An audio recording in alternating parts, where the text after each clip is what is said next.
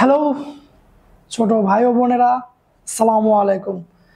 আশা করি তোমরা অনেক ভালো আছো, কিন্তু তোমরা যাতে ভালো না থাকো এজন্য আমি চলে আসছি।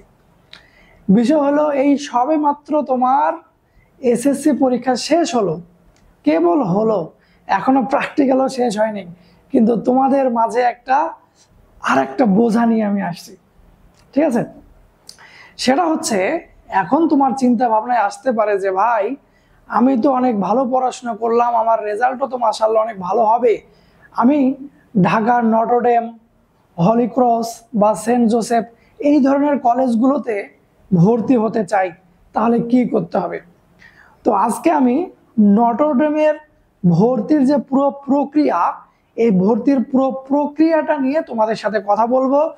ভিডিওর শুরু থেকে শেষ পর্যন্ত মনোযোগ দিয়ে তোমরা থাকবা। আর একটা বিষয়, এই ভিডিওটা অবশ্যই তুমি তোমার বন্ধুদের সঙ্গে কিন্তু শেয়ার করবা। ঠিক আছে, নিজে দেখে চুপ করে থাকা যাবে না, মানুষের উপকার করতে হবে, মাঝখান থেকে আমারও একটু লাভ হবে। আচ্ছা, যাক, মূল আলোচনায় আসি। এখন দেখো, এসএসসি পরীক্ষা শেষ হচ্ছে, তোমার মাথায় চিন্তা আসতে পারে যে ভাই একটু ঘুরবো ফিরবো, ঠিক আছে, কোনো দ্বিমত নাই, এসব করো। কিন্তু তার মাঝখানে তোমাকে মাথায় আর একটা জিনিস রাখা লাগবে, সেটা হলো কলেজ ভর্তির বিষয়গুলো। বাংলাদেশের ম্যাক্সিমাম কলেজগুলোতে তোমার এসএসসি যে রেজাল্ট, তার উপর ভিত্তি করেই কলেজ পাওয়া যায়। কিন্তু কিছু কিছু কলেজ আছে যেগুলোর নাম আমি একটু আগে বললাম, এখানে রেজাল্টের ভিত্তিতে সিলেক্ট না করে তারা আবার এক্সট্রা পরীক্ষা নেয়। পরীক্ষায় কিভাবে কি করলে তুমি চান্স পাবা, এটা নিয়ে সুন্দর একটা গাইডলাইন আমি তৈরি করেছি, যেটা নিয়ে আজকে কথা বলবো না, পরের ভিডিওতে কথা বলবো। অবশ্যই সেটার দিকেও খেয়াল রাখবা। আজকে কথা বলবো নটরডেমের ভর্তি পরীক্ষার প্রসেসটা নিয়ে। দেখো, এই তোমার পরীক্ষা প্র্যাকটিক্যাল সহ শেষ হইতে হইতে 25 মে।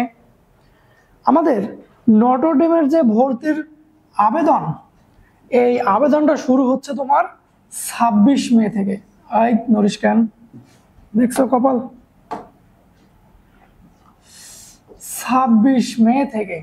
তার মানে তোমার 25 তারিখের মধ্যে প্র্যাকটিক্যাল শেষ, কারো কারো 22-23 শেষ, বাট 26 তারিখের মধ্যে তোমাকে নটরডেমে বা এইসব কলেজগুলোতে, আজকে নটরডেম নিয়ে কথা বলি, অন্য কলেজ পরে, নটরডেমে তুমি ভর্তি হইতে চাও কিনা এটার আবেদন তোমাকে করতে হবে। মানে প্র্যাকটিক্যালের পরপরই তোমাকে এই চিন্তাটা মাথায় নিয়ে আসতে হবে। তো আবেদন ফি দেখতে পাচ্ছ, তোমাকে 400 টাকা খরচ করতে হবে। তাদের ওয়েবসাইটে তোমাকে ঢুকতে হবে, তাদের ওয়েবসাইটে তোমরা যাবতীয় ডিটেলস পাবা। সোজা কথায় গুছায় যদি বলি, 26 তারিখ থেকে তোমাকে আবেদন করতে হবে। হ্যাঁ, এই ডেটটা 19-20 হইতে পারে, আমি যে ডেটটা সিলেক্ট করেছি এটা পত্রিকা থেকে নেওয়া লাস্ট আপডেট। এই ডেটটা পরবর্তীতে আবার চেঞ্জ হইতে পারে, চেঞ্জ হইলে আমি সাথে সাথে তোমাদেরকে জানিয়ে দেব।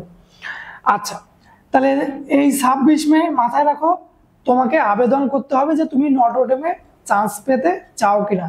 একটা মজার বিষয় বলি, নটরডেমে চান্স পাইতে কিন্তু সর্বোচ্চ পরিমাণ মার্কস লাগে না, শুধু যদি তোমার এ+ থাকে এবং তোমার এসএসসিতে যদি বায়োলজি এবং হায়ার ম্যাথ এই দুইটা থাকে, তাহলে তুমি নটরডেমের সায়েন্সে তুমি আবেদন করতে পারবা। মানে এখানে আমাদের যেমন রাজশাহী কলেজ বা বগুড়া আজিলক কলেজ, সোদপুর সরকারি বিজ্ঞান কলেজ, এই কলেজগুলোতে যেমন সর্বোচ্চ মার্কসধারীরা চান্স পায়, নটরডেমে কিন্তু সেরকম না। এখানে তোমাকে চান্স পাইতে হবে পরবর্তীতে ভর্তি পরীক্ষা দিয়ে। আচ্ছা দেখো, তাহলে তোমাকে খোঁজ খবর রাখতে হচ্ছে এবং দ্রুত সিদ্ধান্ত নিতে হচ্ছে যে তুমি নটরডেমের ভর্তি পরীক্ষা দিতে চাও কিনা। 26 তারিখে তোমার আবেদন করতে হবে। আবেদন ফি বাবদ 400 টাকা তারা নেবে, এবং কোথায় আবেদন করবা, তাদের ওয়েবসাইটে গিয়েই তোমাকে আবেদনটা করতে হবে। আচ্ছা, এরপর আসো, ওদের ভর্তি পরীক্ষাটা কিভাবে হবে। ভর্তি পরীক্ষাটা 2 ধাপে হয়। একটা হচ্ছে লিখিত। লিখিত মানে কি, সেখানে এমসিকিউ থাকতে পারে, সেখানে শর্ট কোশ্চেন 1 মার্কের বা 2 মার্কের টাইপের প্রশ্ন থাকতে পারে, এটা তোমাকে অ্যান্সার করতে হবে। তো কি কি প্রশ্ন থাকবে, কিভাবে তুমি অ্যান্সার করবা, কিভাবে অন্যকে বিট দিবা, এটা নিয়ে বললাম যে আমরা পরের ভিডিওতে আলোচনা করব। লিখিত পরীক্ষায় উত্তীর্ণ যারা হবে, খেয়াল রাখো, যারা লিখিত পরীক্ষায় উত্তীর্ণ হবে তাদেরকে একটা ভাইভা ফেস করতে হবে। তবে এই ভাইবাটা প্রতি বছর হয় না, কখনো কখনো হয়, কখনো কখনো হয় না। তো সাধারণত আমরা যেটা দেখেছি অতীতের ভাইবাগুলো থেকে, যারা লিখিততে টিকে যায় তাদের ভাইবাতে খুব একটা টেনশন করতে হয় না, খুব একটা বাদ পড়ে না, বাদ পড়ার নজির খুবই কম। ঠিক আছে, ওখানে জাস্ট তোমার সাথে কথা বলবে, তুমি আদৌ ভর্তি হইতে চাও কিনা সেটা আরেকবার তারা চেক করবে। ঠিক আছে, তো ভাইবাটা বুঝতে পারছো, মানে স্কিপই কি বলে, দেখছো উল্টা পাল্টা হয়ে গেছে, স্কিপ করতে পারবা। আচ্ছা, তো লিখিত পরীক্ষায় যারা উত্তীর্ণ হচ্ছে তাদেরকে ভাইভা ফেস করতে হবে। তো আপাতত ধরছে যে হ্যাঁ তুমি ভাইভাই অ্যাটেন্ড করছো, তার মানে তুমি নটর ডেমে ভর্তি হইতে আগ্রহী। তখন তোমাদের এই লিখিত আর ভাইভাতে যারা অ্যাটেন্ড করেছে তাদের মধ্যে যারা উত্তীর্ণ হবে তাদের একটা মেধা তালিকা প্রকাশ করবে। এই মেধা তালিকা অনুযায়ী তুমি সেখানে চান্স পেতে পারো, সরি ভর্তি হতে পারো। আচ্ছা, এরপর আসো যে সেখানে আসলে আসন কিরকম। আমরা অনেকেই মনে করি যে নটর ডেমে মনে হয় শুধু সায়েন্স আছে, মানে বাইরে যে আলোচনাগুলো হয় ঢাকার বাইরে নটর ডেম নিয়ে, সাধারণত সায়েন্সের স্টুডেন্টগুলোকে নিয়ে কিন্তু বেশি মাতামাতি করা হয়। আর এটা একটা কারণও আছে, কারণ তাদের সংখ্যাটা আসলে একটু বেশি, সংখ্যায় তারা বেশি হওয়ার কারণে তাদের নিয়ে আলোচনাটাও বেশি হয়। কিন্তু মজার বিষয় হচ্ছে তুমি নটর ডেমে আর্টস এবং কমার্স থেকেও তুমি নটর ডেমে পড়তে পারো। আচ্ছা, তো নটর ডেমের বিজ্ঞানে যারা বাংলা ভার্সনে তোমরা পড়াশোনা করেছো তাদের জন্য সিট আছে 1810টা, হিউজ, বিশাল। যারা ইংরেজিতে ইংলিশ ভার্সনে পড়েছো তাদের জন্য আছে 310টা। ব্যবসায় শিক্ষা, এটার কোনো ইংলিশ ভার্সন নাই, বাংলা ভার্সন। মানবিক বা আর্টস এদেরও বাংলা ভার্সন। কমার্সে আছে তোমার 760টা সিট, আর বাংলা ভার্সনে আছে তোমার 410টা সিট।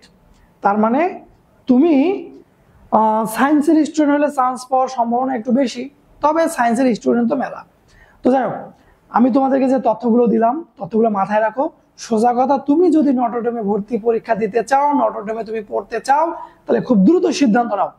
ঠিক আছে, আর আমি তোমাদেরকে কন্টিনিউয়াস গাইডলাইন দিতে থাকবো, অবশ্যই তুমি আমাদের সঙ্গে থাকো। ঠিক আছে, ধন্যবাদ, আসসালামু আলাইকুম।